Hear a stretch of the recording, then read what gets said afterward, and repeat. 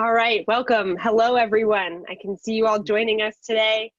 Welcome to an AMA with Mighty Capital. We're going to talk about specifically the profile of a good VC deal today. I am Rachel Shepard. I'm the Director of Global Marketing at Founder Institute and the co-creator of the Female Founder Initiative.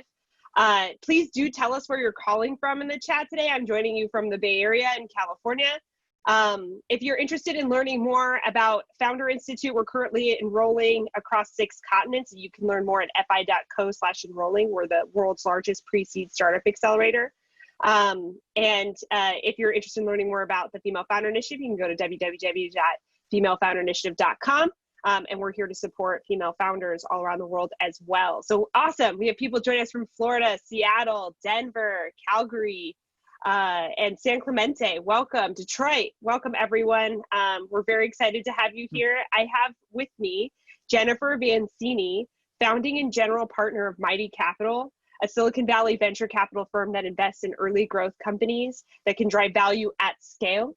Jennifer has 25 plus years of experience across a broad range of technologies with extensive experience in mobile, enterprise, and security industries. She has held executive roles in startups and innovation units of large organizations, including Pricewaterhouse, Certicom, Symbian, Nokia, and Telefonica. She looks for teams with proven abilities to execute their go-to-market and ecosystem strategies. And she's here today to share some of her expertise. She's given us her time. Jennifer, welcome. Is there anything you'd like to add or say to the audience today? Hi, thank you so much. I'm really pleased to be here. I'm a fan of the Founders Institute. Had the pleasure to have a great conversation with Adeo Ressi years ago at an Evernote party. If anybody remembers Evernote, I'm still a faithful user. I'm a fan of the company. And I think it's a great program. So I'm really happy. You know, my goal here is to let you see inside my brain as an investor, right? You know, it's very hard to pitch. I get it. Very hard to pitch companies. You know, venture capitalists. I've done angel investing. I've managed our family office fund. So I get the viewpoint. When I worked at Telefonica, I worked very closely with corporate development. So I understand the investment point of view across different types of investment groups. So hopefully I can be helpful with the advice I have to give as many of you are starting out in at the early stage of your venture here, and hopefully I can help set it right. And I'm really pleased to be here and be useful to whatever capacity I can today. Wonderful. We're so excited to have you with us. So Jennifer has provided her time. She's going to give a quick presentation about sort of the anatomy of a really good VC deal and share some of her thoughts and expertise specifically from Mighty and what they're looking for and what she looks for from her perspective. And it's awesome that you have such a broad range of perspectives as well and investment in many different vehicles. In the interim, everybody, please put your questions in the chat for Jennifer. So we're going to be collecting those. Virginia is on our team, and she's on the call today. She'll be collecting your questions to put them so in the queue so that we can ask Jennifer directly. But in the interim, Jennifer, I turn it over to you for a quick presentation. Okay, so I will share my screen. What I did here for y'all is create some slides to frame this discussion and provide a resource, hopefully a useful resource for you to refer back to going forward. As Rachel mentioned, I'm with Mighty Capital. We invest in early growth companies, and what that means is Series A, Series B. So after we've seen some product market fit and some market traction, proving that there's a demand and a business model for a particular company, and now they're looking for capital to scale. And we're very, very strong on looking at companies that are building the best products for their segment. Because we have an exclusive partnership with a group called Products Account, which is a big product management network with chapters across the US, Canada. We just started one in Toronto. I noticed a lot of Canadians on the thread, so thought I'd plug that. But for your product managers in the audience, I also suggest you look into that as a resource to grow your networks. Our companies go in there to sell their products, to meet potential partners, to meet potential acquirers, to learn and train their product management organizations to make sure that they're building the right product and targeting the right markets and so forth. So that's, you know, Mighty Capital, and our point of view is that products matter, and we're really at the age of products, or the best products typically win. So when we look at a great deal, what we think makes a great deal from our perspective. It's probably not vastly different from what other VCs look at, but we try to be really specific with the companies pitching to us to give them their best shot possible when they come to us to show how they're ticking these boxes. We look at a significant number of potential deals in a year, 4,000 or more, and that includes looking at the accelerators, looking at what comes in cold, looking at what our co-investment partners with other VCs might bring us, and looking at what our partners might bring us. We invite, based on where they're at in their stage, about 10% of them to come in and do an initial screening and a little bit deeper dive. And then 10% of those, we may go into due diligence where we're serious about investing, given that, that we pass the deeper look into financials, legal, that sort of thing. And out of that, we might invest in 4 to 8 companies, 4 to 8 companies. So I don't think we're that atypical, although maybe some VCs don't look at quite that many deals in a year, but we're fortunate to have the reach to be able to do that. So when we're looking at the pitch deck, when we're looking at the story, these are the things we want to hear. We want to hear that you've got a unique team. Like, what is it about your team that says you have the skills, the ability, the connections to pull this off, right? That you're excited, so the passion to solve a big and hard problem. Are you actually solving something that needs to be solved, or maybe delivering on a need that people get excited about? It's maybe not a problem, but an opportunity. But is there really something here that needs to be addressed in the market? Have you come up with something differentiated? What is your solution? How is it differentiated from the competition? And that can be, of course, technology platforms, excellent product from our point of view, the market segments, your ecosystem can be a really big differentiator. Patents, we like to see them. It's not a requirement, but it can add a lot of value to certain kinds of companies. As a result of these things, you're gaining some solid traction. So people actually want to pay you money for what you're doing. You're showing that, okay, your bets on the market are substantiated.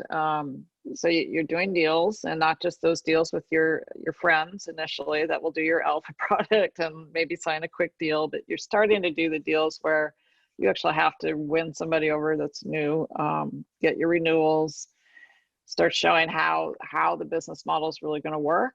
So being able to monetize what you're doing, and sometimes, very often, the business model will change and pivot over time. But starting to show that you have a clue about how people are going to pay for it, how much they're going to pay for it.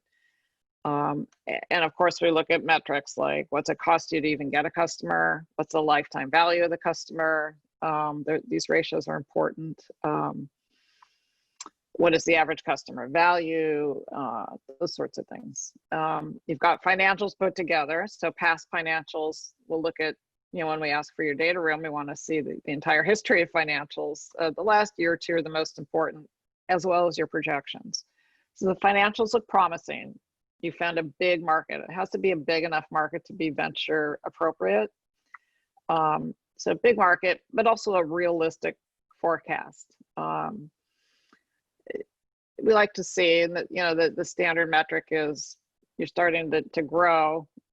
Triple growth, and double. So, certain path of growth, financially showing that you are going to be able to grow at scale. An understanding of the funding that you're going to need to get there. So we look very much at the funding past, how much has been raised, how much was achieved with what was raised, who's on the cap table. Is there anything in the funding history that's going to complicate getting a VC deal done? And that could be things like, already the owners are too diluted. We like to see owner skin in the game, like you've written a check, and team incentive. Like after Series A, a good rule of thumb is the team still owns 40% of the company, so that incentives are aligned and you're thinking about exits. And then you have a credible plan to generate enough return for the investors. And this is one area I think a lot of entrepreneurs don't get right away. For a VC, especially if you're investing post friends and family. It's about the returns. It's about how do we get liquidity. Of course, it's also about loving to see innovation in market, loving to create jobs, loving to see the growth. But at the end of the day, it really is a financial transaction with the goal of returning some kind of money, be it a credible IPO path or understanding the M&A path. I often suggest that teams start from their vision for the end game and work backwards when they're looking at their capital raises. So understanding where you should be to do a Series A, to do a B if you need a B, and that sort of thing. And how much money do you think you'll need to raise to get to a point where you can exit? So those are the things that we look at. You can see I think we're sharing the web link for that. Move on here. Oops, why won't my slide move? There we go. Step 2, so you've ticked enough boxes on that, and that, honestly, most companies don't tick every single one of those bolded, underlined objectives of ours. That's a rare deal. But we'll actually look, if we're intrigued enough, we'll okay, let's do a due diligence. We're interested in investing in this company. So then we have a due diligence checklist across different areas, evaluating the team, the business, the financials, and the match with Mighty Capital. One piece of advice I have for you is don't take money just to take the check. Make sure you're getting some kind of value from your investors. Make sure that there's a match there where they can do something to really increase your business acceleration. Make sure you're aligned in terms of what the exit could look like, that sort of thing, because it's a long-term relationship, and there will be rough times, most likely. So when we do due diligence, we have 3 parallel tracks. We look at the business, the team, the business, the markets, the financing history, the revenue projections, the fit, financial, benchmarking things against key metrics, analyzing, what's a typical exit for this sort of company? What's the multiple on revenue? How many more raises are they going to have to do? Will we make our goal for our limited partners of 3 to 5x cash on cash? That's really important. Our customers are the limited partners, so we need to make sure we're looking out for their best interests. We also will do a legal due diligence track, reviewing and negotiating the deal terms, making sure that it has things that we need. We'll do extensive reference checks. Depending on the deal, those may come early or they may come late in the process, but really important that we talk to their lead investors, their prior investors. It's important that investors have alignment, that especially if they're sitting on the board together, that they have the same kind of vision for the company. Occasionally we'll talk to a vendor, depends on what kind of business that you're into and whether or not it's relevant.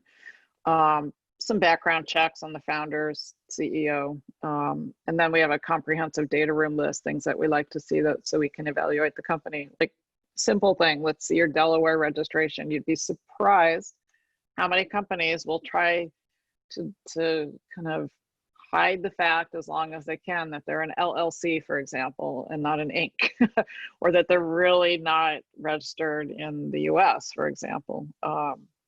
So there's a data room that we go through, and then we used to do site visits. Of course, that's changed.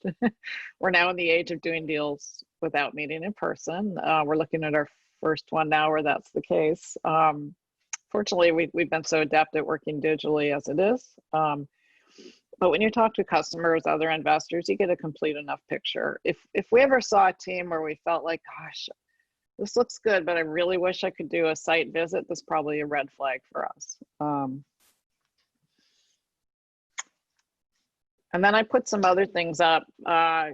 This is not all-inclusive list, but some other things to kind of think about: investor objectives and considerations. Venture capitalists, we're seeking extraordinary returns, right? Not 20% return on our money after 10 years. So it has to be a business that has the ability to really scale up. The time to return, how long will it take to get liquidity? And when we put our portfolios together, there's portfolio management there.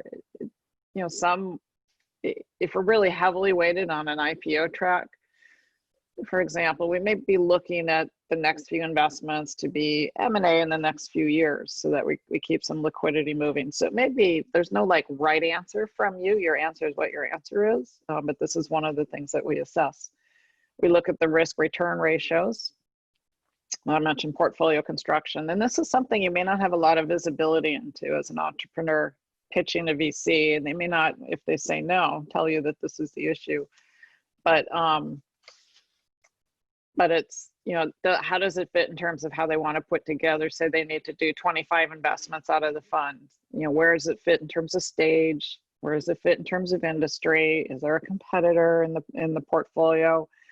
Some VCs want to heavily invest in several competitors. Others will pick one, what they hope is a winner in each segment.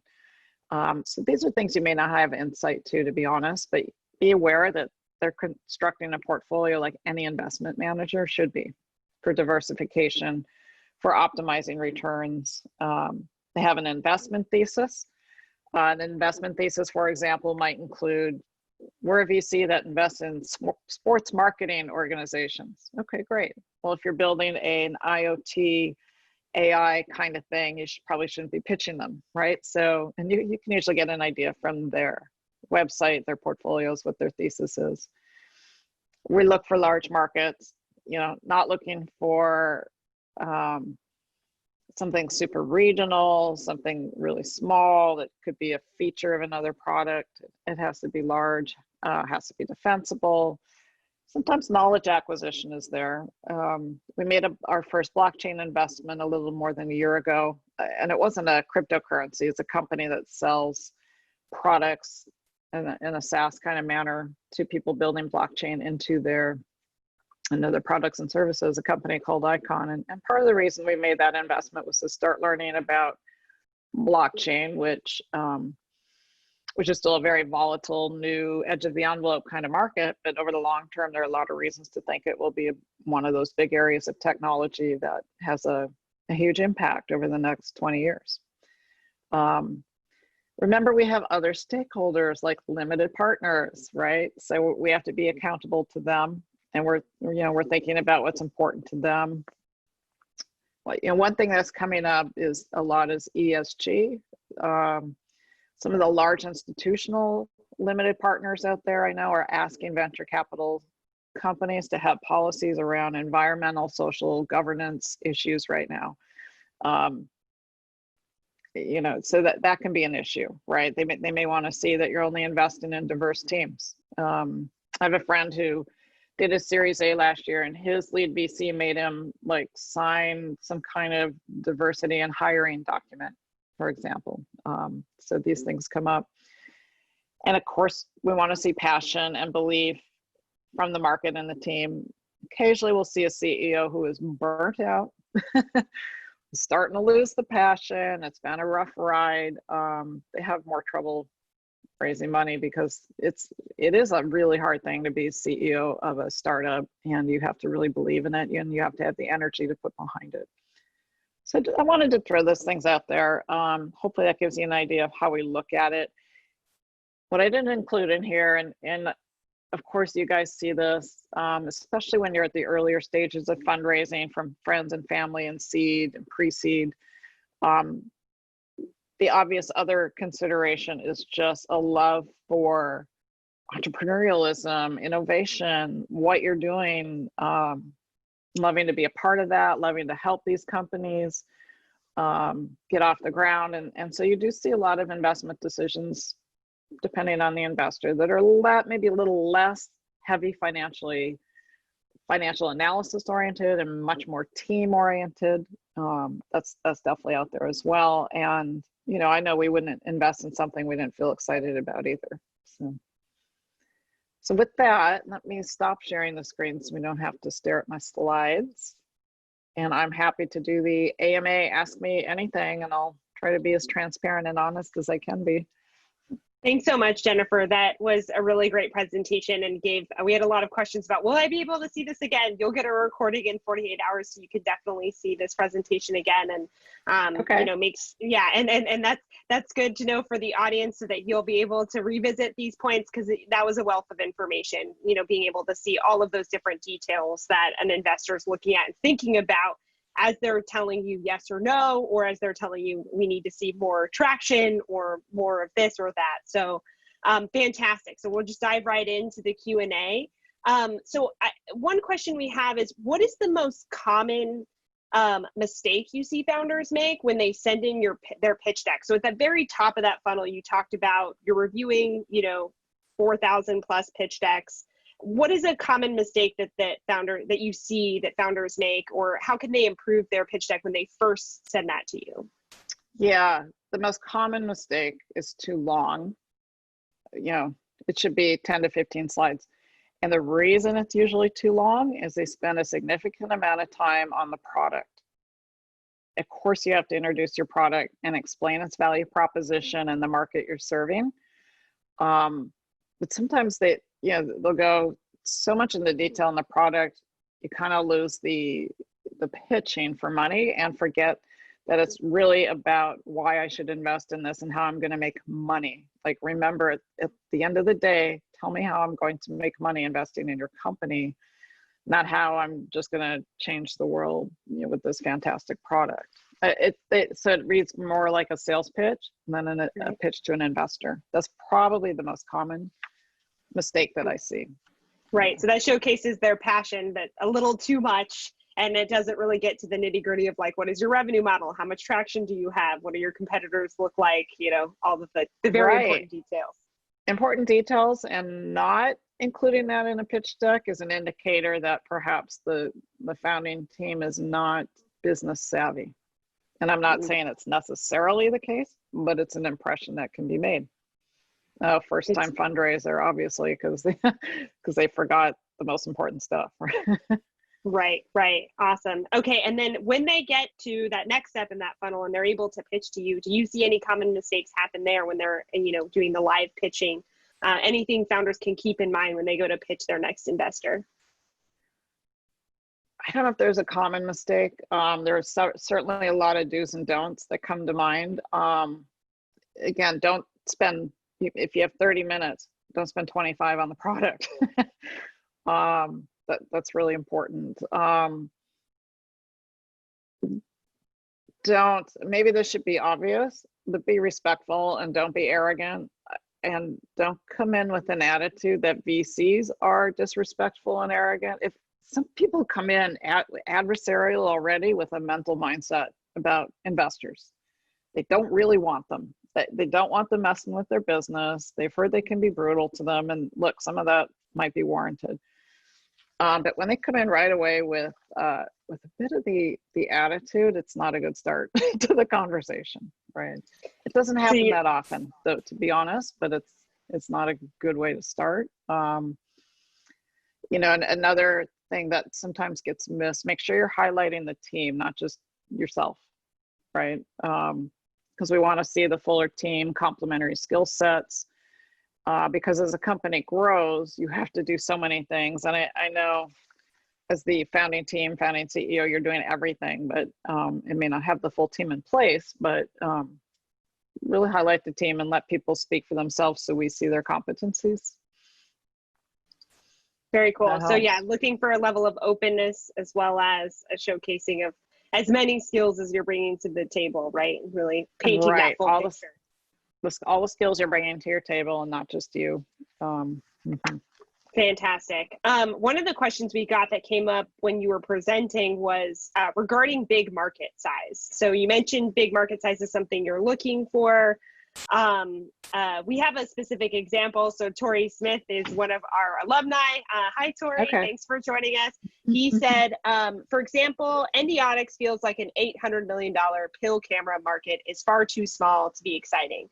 We think that the $40 billion global endoscope market is much more exciting. So we have turned our MVP to compete there instead. What are your thoughts on that? And is that really sort of attributing to the big market aspects you're looking for? It's a good question because on the one hand, we want to see big markets, but we need to see focus, like the beachhead, so you can cross the chasm. Don't try to sell to everybody, every vertical sort of thing. There is no magic number, but if somebody were to come in and say the TAM, so I'm getting a call here, let me turn this. The TAM is say 100 million. We hope to, if we only get 2% of this market, it's suddenly not interesting. Or if it's like a food delivery service for Cincinnati, Ohio, and then we hope to expand to Columbus. Okay, that's a really small market. So there's no magic number, but certainly the kind of thing that will enable rapid growth rates and some kind of case studies where you can see where the acquisitions are in that space and what kind of multiples they're getting on revenue. So yeah, that, you know, healthcare, those are massive markets, even for a very specific thing. And we've made similar investments, you know, Neptune Medical, we just invested in kind of that space. And it is very specific, but it's within a huge healthcare market. So hopefully that helps. But I think the biggest distinction is where something starts to go very local or to a very small audience. Like I saw a special streaming thing targeting the 200,000 high net worth, you know, super high net worth individuals across the world. That's a really small market. 200,000 people is a small market. Yeah. Absolutely. And so kind of a follow-up question on that, you mentioned growth and what you like to see there. And Gary wants to know, what kind of growth are VCs looking for? Is it 50%, you know, month over month or annually, or 100% growth annually, or what are those? And obviously this, I know this depends on the market they're playing in and everything else, but are there, you mentioned triple and then double earlier. So if you could elaborate on that, I think that'd be great. Yeah, kind of after launch, you're in market, ready to sell, triple annually and triple the next year, then double. Don't always see it, and sometimes it takes longer than a year, but starting to see those inflection points. It'd be great to see 100% quarterly. Occasionally it does happen for the right company. It's not a hard and fast metric for us, but if it's like, okay, we did 2 million last year, we're going to do 3 million next year, we're forecasting 4 million the year after that, that's not rapid growth. You know, we'd want to see maybe one, let's say go from 1 to 2. Well, then let's see you get to 5, you know, let's see how you're going to get to 10. These are important inflection points. Fantastic. And then kind of shifting gears a little bit towards trends, what notable shifts have you seen in your portfolio since COVID-19, or in, you know, in general across the companies you're evaluating? Right, the question of the year, right? We've been really impressed with our CEOs and how quickly, you know, what all VCs did in March and April. Pause everything else, go check on the health of your portfolio, make sure they have 18 months of cash, maybe 24 months of cash, make sure they're healthy there, make sure they're responding, like re-looking hard at those forecasts, at burn rate, understanding PPP and if it applies to them. I was really impressed with how quickly the CEOs responded. So that was kind of a lesson for me in a way that that's something we need to be looking for in our teams and our CEOs, is how quickly they can adapt to change. So I was really impressed. We had one company selling to hospitality industry. That's a really tough one, right? By and large, though, we were quite lucky in that most of our portfolio had done follow-on rounds, or we're in a healthy enough cash position by the beginning of the year that they can ride it out. Some of them had to reduce staff. There are some that are thriving in it, you know, doing really well in it, based on how business models have changed. They've been able to maybe tweak their product a little bit or tweak the market. It's like one of our companies is CERN out of New York. They do AI for investment banking, financial analysis, used to help for making investment decisions for hedge funds and whatnot. And I think they still do that. But almost overnight, the request was, how can we use this for risk management? Because now the market's extremely risky in certain areas. So they were able to address that need suddenly, and it's a bigger market. So in some cases, for a lot of them, business slowed down. Anybody selling into healthcare, hospitals, labs, had to slow down because of what happened with COVID. But by and large, they've been very resilient, the companies, and like I said, we were lucky that most of them had enough cash to be able to ride it out. Companies that got stuck were ones that were running out of money in between rounds, not in our portfolio, but in general. Anybody who was in the middle of raising money and didn't get to the finish line by March 16th, almost all of them hit a wall and had to, instead of doing the Series A, maybe do an extension to their last seed round under the exact same terms, or do a convertible note, something. And our advice was get at least 12 months, ideally 24 months of cash on your balance sheet. But I think the tech industry by and large has done very well throughout this, because there are so many case studies of where tech has helped us transcend and adapt and deal with everything and live a life, live our lives, right? Yeah. Yes, yeah. And I've also seen, amongst entrepreneurs and startups, a lot of this mentality that people don't really look back, they just look forward. Like, how do we move forward from here? And it's that, sort of digging in and being like, all right, if we were offering this before, how can we offer it in this new world, and pivoting as quickly as possible. Quickly. And one of the things we look for is cost efficiencies in a business. Like, is your burn rate reasonable? So we stuck to some really important fundamentals all the way along with our investments. So fortunately, most of ours were in a good position to adapt. Awesome. And along the similar lines here, do you have any tips for founders who are pitching virtually? So you mentioned that you guys are going through your first sort of deal right now that's been, completely virtual. Any tips for that? And then also follow up would be, do you see yourself getting more deals from places outside of markets where you had normally gotten deals before? Have you seen that geographic space open up as well? Yeah, a lot of questions there. So pitching virtually, it's not that different, except make sure you know how to use the tech. Make sure you know how to use Zoom. I'm sure most of you do. Have the slides. I did see one mistake recently where the guy didn't bring the slides. Didn't think he needed to do slides. So, doing it virtually, it's also easier to have 2 or 3 of you, doing the pitch and not just the one. Clearly, you can't have your whole management team always be fundraising with you, but it's nice to have a couple people at least in that first pitch. But I've been surprised overall how little our jobs, venture capital, how little it's actually changed in terms of moving forward, and we're busier than ever, to be honest.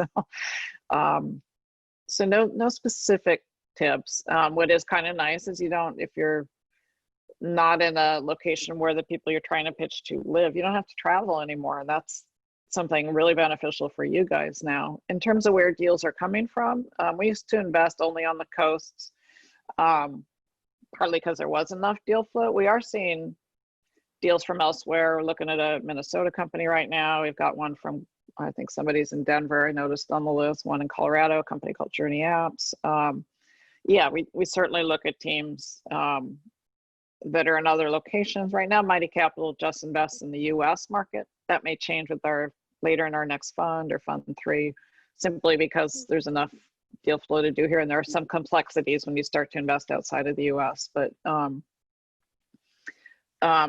very common thing to see, of course, is key team members here or in New York or wherever their markets are, development somewhere else. And I saw someone from Calgary. Calgary is becoming a development center, for example, which is really interesting. People in Connecticut instead of New York, Atlanta with Georgia Tech down there. So we're definitely seeing stuff come from elsewhere because of the cost of living in the Bay Area in New York, right? Yeah. That's why, Austin has seen so much growth. Atlanta, to your point. Yeah, exactly. Fantastic. And kind of along those lines, you mentioned having the team on the call for virtual pitching, but Lee had a question. Do you invest in solo founders often or ever? Yeah, we don't have a rule that there have to be multiple founders. It's common to have not uncommon to have a solo founder. My view on that advice to founders I've given is get a partner, because this is a hard journey, but obviously has to be like picking a marriage partner, because there's a lot of risk with founding teams. But yeah, we have no hard and fast rule against a solo founder, but we want to make sure you have a complementary management team because you're probably not good at absolutely everything.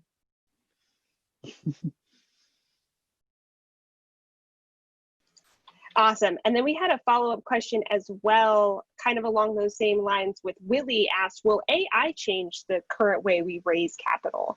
And I'm wondering if that has to do with COVID and essentially how firms manage deal flow moving forward. We get pitched companies trying to sell us some tool to evaluate deals using AI. It's not quite there yet. Maybe it could happen for extremely large PE companies making hundreds of investments, but from that perspective, not yet. The human thing is still just so important, especially when we're accountable to limited partners. AI in general, though, is data science, machine learning. It's table stakes for anybody with any kind of data play. You better have an AI data science strategy. Otherwise, competitively, you're just not going to look very strong, and that's where so much of the value is. So it's been really exciting to see how much AI is now going into products, and it's not just a company doing AI, but a company building a product for a particular market, leveraging really good data science. Awesome. And then as a follow-up or a different question, shifting gears a little bit towards traction, which is a very common theme. I know a lot of our founders here, especially at the early stage when they're trying to raise, is that they need more traction. So what would be, Jim wants to know, what is a decent amount of traction in terms of revenue or customers in your opinion? And then what can founders do to go get traction if they need more, if they're told they don't quite have enough yet? Traction, it can vary depending on the company. So sometimes we do some life sciences investments. It can be a longer time to revenue, for example, in that industry than for a B2B SaaS company or a consumer marketplace. But traction would be, in that case, lining up partners that help you get to that market. So showing use cases where somebody is using your product and technology, maybe it's in pilots. I like paid pilots, or you're, like I said, lining up partners that can help you go to market. So that can be traction, or in healthcare, getting a certain way down the FDA path. That's considered traction in that particular industry. But say it's a B2B SaaS company, we'd like to see probably $1 million in ARR, but we're Series A, Series B investors. At the C level, if you're getting up to, if you're just showing month-on-month growth, say 6 months of growth in that ARR, starting with 10K up to, 100K, just showing that growth and showing an expansion in the number of accounts that are signing up, that's important. How do you go out and get it? That's, how do you sell, right? It's like, I don't know if I can help much with that, but other than traditional sales, there is the partnering with other companies to increase your leverage, expand. Getting a board of advisors can be very useful because it's part of growing your ecosystem, right? It's all about building that ecosystem to give you leverage. So board of advisors, and not a fake one with 20 names that agreed to go on your website, but ones that you talk to quarterly perhaps, that can help you make the contacts you need to maybe get introductions and traction through whatever your sales process is. Like if you're selling to SMB, it's going to be very different than if you're selling to an enterprise. Enterprise traction takes much longer. So then it would be the path of how long does it take you to get, an LOI, to do a POC, and then go to pilot, and what does the enterprise license look like? That's an 18-month, 24-month cycle. So understanding that you understand that cycle, what it's going to take to get through it. A 25K paid pilot, that's traction on that path, right? If you're selling to SMB with a SaaS solution, it should be more inside sales.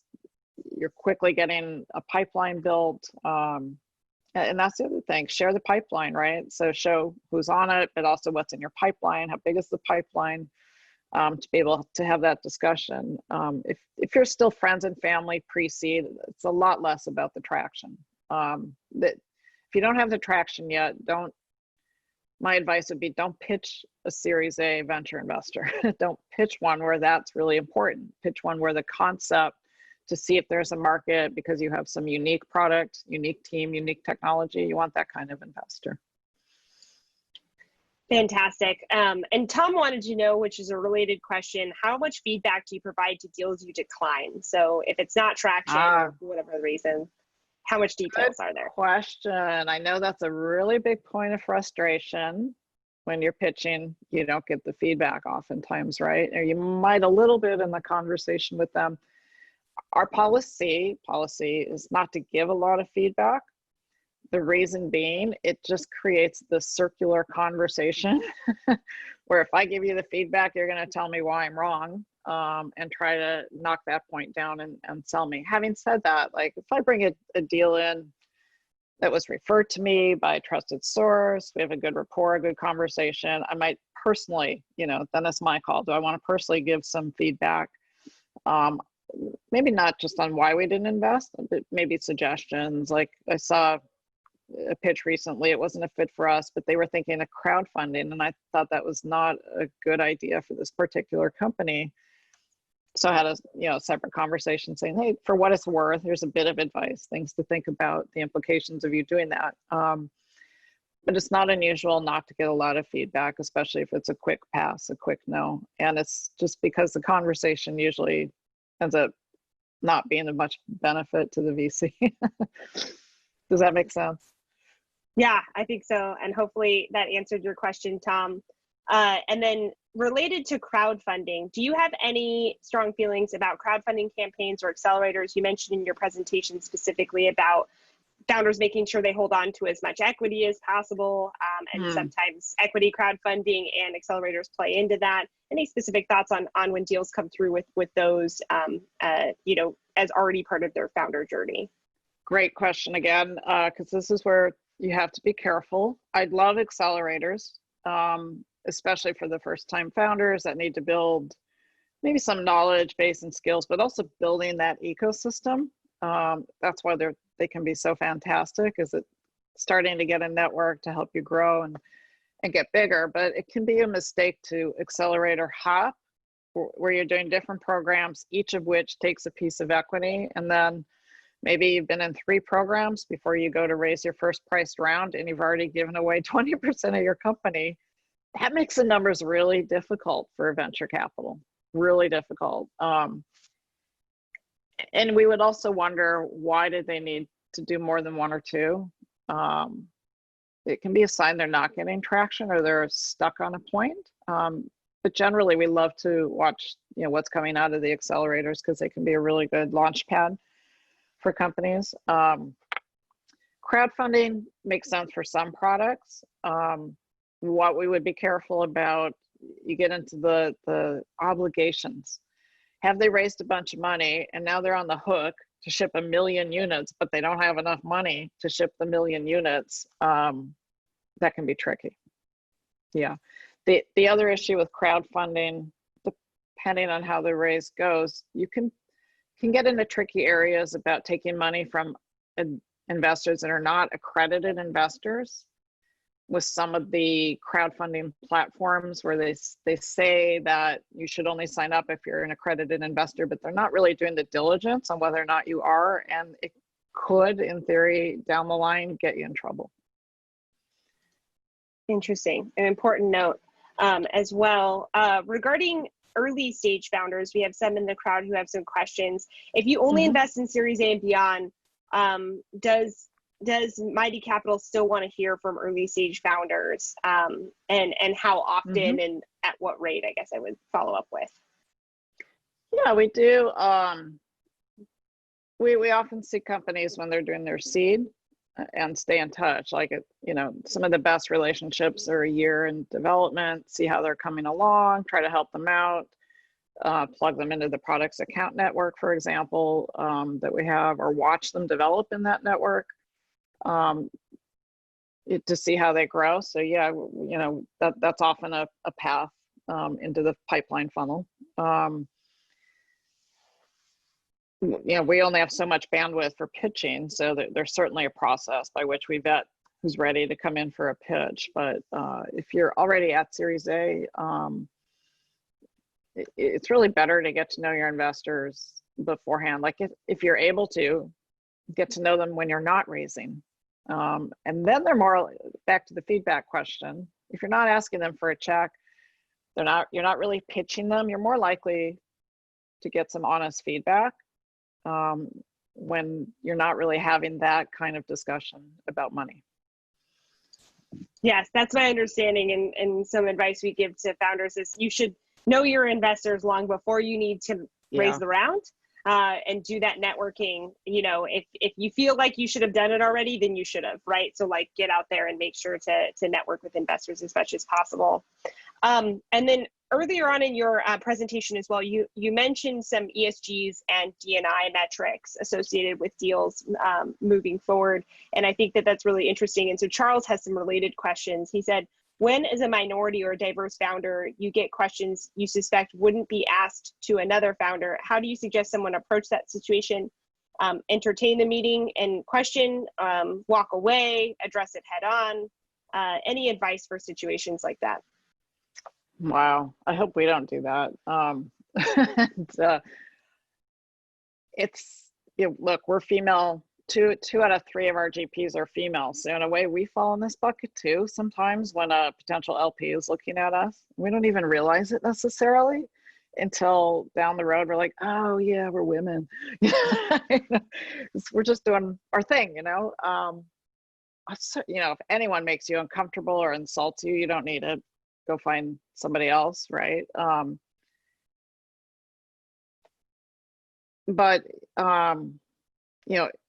We wouldn't, and I don't think a lot of people would invest in a company with diverse teams and diverse founders if the underlying business weren't investable. That is still the number one priority for an investor.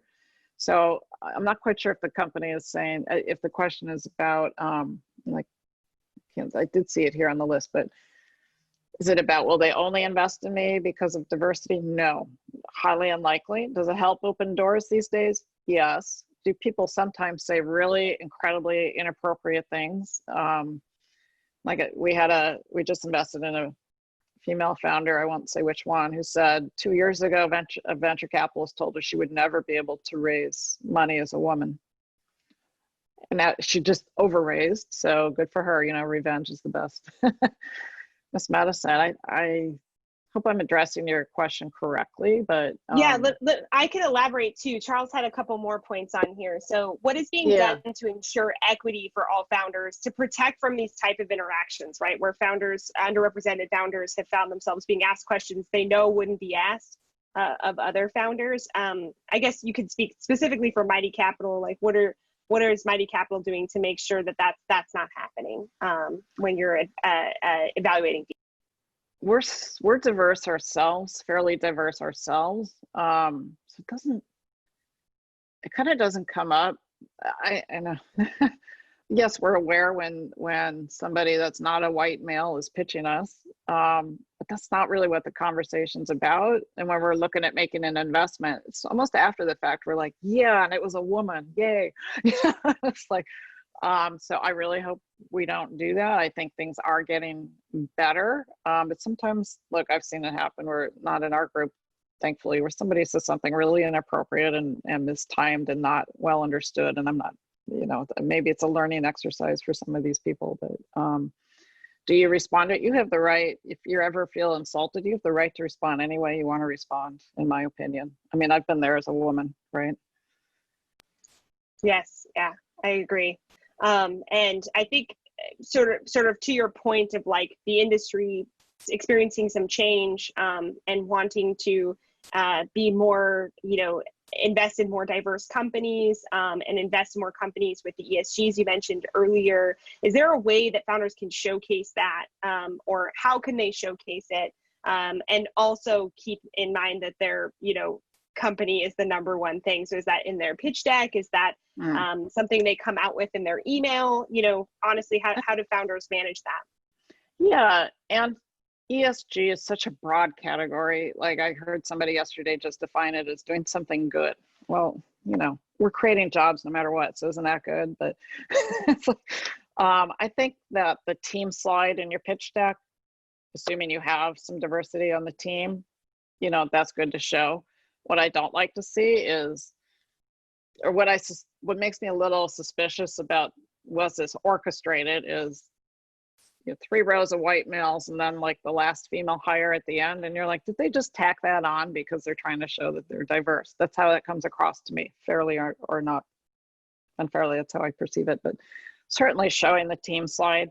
And I think that there can be, you know, little things about your story where it fits, like, you know, we're selling something that is serving, you know, this sort of community a certain way, or we're doing development in Little Rock, Arkansas. You know, ESG can include, are you building jobs outside of Silicon Valley? That's how some people might perceive it, right? Or of course, if you're in a science play that has some kind of environmental benefit, you know, highlight it in your story. I don't recommend having a big ESG slide unless you are pitching an investor whose investment thesis is ESG in particular, if that makes sense. Yes, yeah, absolutely. And then kind of shifting gears back to the structure of a deal flow. I apologize in advance. I think I'm going to mispronounce your name, but Subpro said, can you provide a high-level summary or resource of the terms that an investor would like to have? I could write a book on that.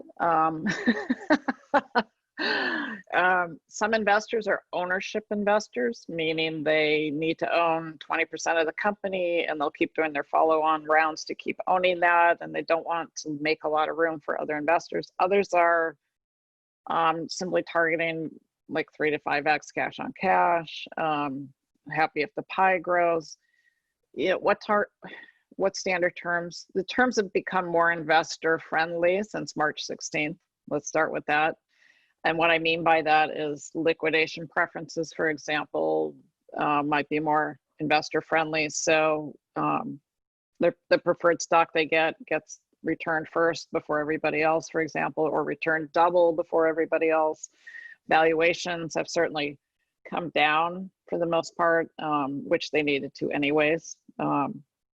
Not just for the investor, but honestly for the founders. When the valuations get too inflated, you have to live up to these numbers, and getting a successful exit can become that much more difficult unless you're a true unicorn. There are a lot of resources to go see what kind of investors, what kind of terms investors want to see. Venture Deals, I think, is the book, which is a good resource written from an entrepreneur's point of view. For example, Founders Institute probably has information on this as well. But we want to see, like, if it's a convertible note, for example, 20% discount, a reasonable cap, interest isn't that important, you know, what the number is. We'd look at, is it an inside board or an outside board? We like to see outside boards. We would look at the liquidation preferences. If it's price per share equity, we would look at anti-dilution provisions and how much are they investor friendly versus entrepreneur friendly, rights of first refusals. So, you know, there certainly are standards around this, but I think, you know, Venture Deals is one place to get it, and there's information online, but there's no one right answer, because each deal, even though it has, you know, the term sheets are standard and what they cover, what it looks like is a bit different depending on the industry. Hope that helped answer the question. Yeah, but be careful. Have a good lawyer. Have a good lawyer that can be your partner in understanding what you're signing up to, and the implications of it down the road for your next fundraise. Great advice. And then I wanted to quickly touch on too, you mentioned that founders should evaluate the venture firm as well, not just the opportunity when it comes to speaking with a VC about a deal. So how does Mighty stand out from other early growth firms in terms of value add or support for founders? So we really focus on giving them access to our Products Account, which is a business acceleration platform. It's a network of more than 300,000 product managers. And product managers, product experts have become like so critical, even in the sales process, in terms of being able to champion a product internally in their organizations. Having good product management talent can be a substantial benefit to a company building products, which is everybody. We can give access to, you know, occasionally experts and executives in certain companies that you want to get to know because they might be on your target list for a future acquisition. So we really focus on helping you sell, hire, develop your talent, and get acquired through this particular network, as well as our individual networks like in any VC. So we take an active role in terms of understanding your business plan and what you need on these various levels and how we can plug that into our network. We often take, we currently don't lead deals, we co-lead or co-invest so that we don't upset the economics for the big leads, because we've done investments with big companies like Mayfield and Bessemer and Homebrew and all kinds of VCs that take the lead, and we need to make sure the economics work for them. So the entrepreneur is usually inviting us into the deal or the VC because of that particular fit for the company. And we take a board observer seat oftentimes to be able to be in the room to make sure that we're always cognizant of what they need and how we can help. So that's our particular value add. Fantastic. Thanks for sharing that. I just wanted to make sure people knew to keep Mighty in mind. What was the, you know, how could they go about evaluating you since we have you here today? And, you know, sort of knowing a little bit more about Mighty. Jamie asks, what can startups do to compensate when there are no previous investors? So if they are bootstrapping to date or they haven't raised any capital, how can they, I think, present themselves, you know, in the best possible light? I love to see founder skin in the game. If you've had to write your own check, it means you believe in the business. It means if you have a partner or spouse, it means they're behind it as well, because it's a long, hard road. It means the family's behind it, right? If there's skin in the game, tapping into resources, the PPP, SBA stuff has been great for a lot of startups. Grants, you know, I see some Canadians. I know there's a lot of money in Canada for development and grants and so forth. Angel investors are usually your first, friends and family, of course.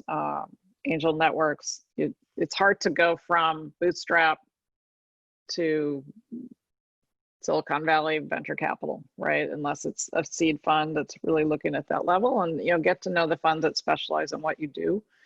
But a lot of companies, they manage to get in a certain number of people on their cap table to get to a certain level of funding before they have to go raise from a proper institutional kind of venture capitalist. You can also get money occasionally from a strategic corporate investor. From a venture capitalist point of view, that's not always the best for leading deals for a number of reasons. They don't look at it financially the same way we do, and sometimes they put conditions on the investment around exclusivity, right of first refusal to buy the company, that can actually hamstring the business growth. So just something to keep in mind as well. But in a deal with multiple investors, I sometimes love to see a strategic getting involved because it's a little bit of that market validation traction equation. Awesome. Thank you. And then I'm going to try to get two more quick questions out in our last few minutes. We've got Mel said, what is a realistic time frame to expect from pitching to receiving funding? Right. Yes. It depends what series you're in and how much you're raising. But for like a series A or even a series seed, plan on 9 months. Hope for a lot less than that. Fast would be 4 months, you know, but plan on 9 months to go through the process. Don't wait until 4 months, 3 months before you need the capital to start fundraising, to start those relationships and those conversations, especially in this environment. That's a great piece of feedback and information to know for founders, especially right now. And then a final question also about timing is from Tori. They're about to raise rounds and push emails out. And if founders don't know, the fall is one of the biggest times to raise money. It's generally speaking, you know, who knows what the fall has in store for us this year, but generally speaking, it's the fall. And so his question is, should I start sending emails now or should I wait till after Labor Day when people are back from vacations? It's been a different year. Okay, so it's been really busy. August is normally a dead month in venture capital. They all go do their vacations, not a lot of meetings. So we don't usually do our regular meetings. We've had 3 special meetings already this month. A lot of people are not taking vacations for obvious reasons. I wouldn't necessarily wait. If you're ready to fundraise, go. Great. And on that note, we will start to close up. So Jennifer, thank you so much for your time. Are there any parting words you'd like to leave with the founders today who joined us? We had a great audience, very engaged. Good. Yeah. Thank you for your great questions. I hope it was useful. I really admire what you all are doing. And especially, now can be a great time to start a company because you probably will get rational funding. You're going to be able to hire people hopefully cheaper. There are a lot of disruption. There's a lot of disruption going on, a lot of people looking for innovation and opportunity. So, I really admire what you do. I'm definitely on the investor side of the fence. Then I could do a startup side of the fence. That's my husband. He's the CEO who's gone through the fundraising. So I get your life. I understand your journey, and congratulations on getting this far, getting, associated with the Founder Institute. And I look forward to staying in touch with some of you, I'm sure. Hopefully that was helpful and useful as you go on your journey. I think it was. According to the chat, lots of people got a lot from this conversation. So thank you again, Jennifer, for your time. Good. If you're interested in learning more about Founder Institute's Pre-Seed Accelerator, you can learn more at fi.co/join/webinar. And everyone will receive a copy of this webinar in the next few days. So thank you so much, Jennifer. Thank you to everyone for joining us. Have a great rest of your evening. Thank you, Rachel. Yeah, thanks everyone.